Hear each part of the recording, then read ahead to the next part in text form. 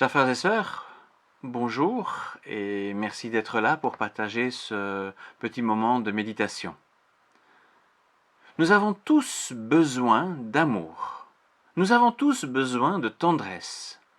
Le premier lieu d'amour que nous expérimentons est celui des parents, en principe un amour fidèle malgré parfois nos offenses et nos erreurs d'enfant.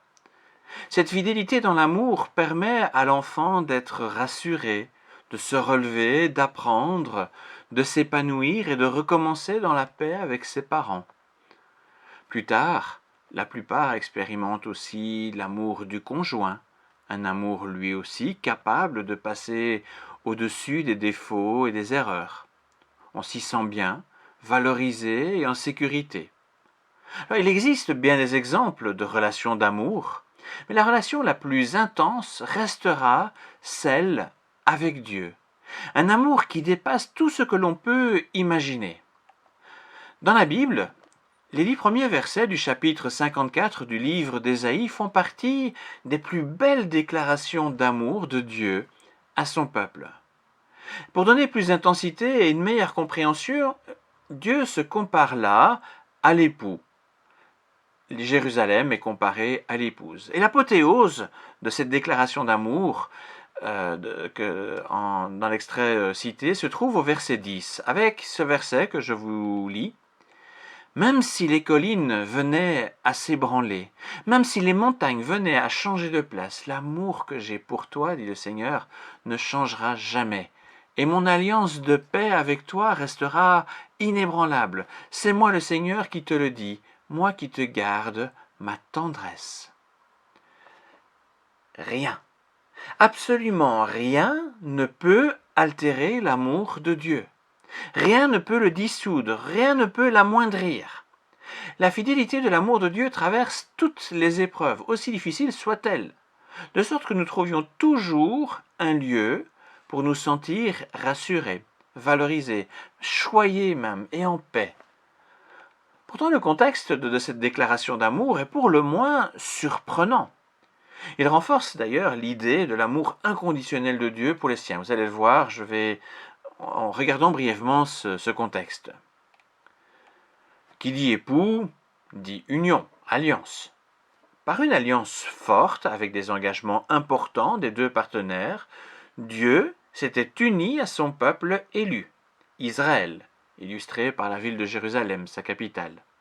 Pourtant, le peuple avait rejeté son Dieu. L'épouse avait trompé l'époux en se compromettant avec des idoles, ses amants. Dans un couple comme nous le connaissons, nous pouvons imaginer la réaction de l'époux qui serait dans une telle situation. Le conjoint infidèle provoque la déception et la colère de l'autre. De même, Dieu était en colère contre Israël. Et c'est pour cette raison que le livre d'Ésaïe annonce l'exil du peuple provoqué par l'irritation et la lassitude de Dieu. Dès lors, l'épouse se retrouva seule, désemparée, pleine de chagrin et de tourments. Dans le contexte de l'époque d'Ésaïe, se retrouver sans époux était une situation terrible pour une femme. De sa subsistance quotidienne jusqu'à son statut juridique dans la société, la vie de l'épouse dépendait à bien des égards quasi totalement de l'époux. De façon comparable, Israël s'est retrouvé dans le plus grand désarroi, sans l'aide de Dieu. Sa vocation même de peuple élu était menacée puisque l'alliance était compromise. Cependant, malgré les comportements et les choix déplorables observés au sein du peuple d'Israël, et malgré le fait qu'il était parfaitement légitime de rompre l'alliance puisqu'Israël avait failli à ses engagements, Dieu donne cette magnifique déclaration d'amour. Une déclaration surprenante, inattendue. Son amour est tel qu'il refuse de répudier l'épouse.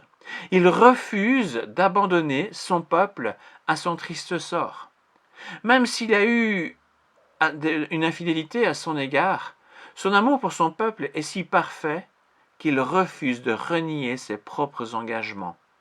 Quoi qu'il arrive, l'amour de l'Éternel ne change jamais, et son alliance est pour toujours. Alors, pour imaginer ce quoi qu'il arrive, que je viens de dire, Dieu donne comme image des collines ébranlées, ou même des montagnes déplacées. À nos yeux, cela ressemble à ce qu'il y a de plus improbable, de plus extravagant. Ainsi donc, même la pire situation ne peut émailler l'amour de Dieu. C'est ce que nous comprenons avec cette image. C'est un amour stable, plus stable qu'une montagne.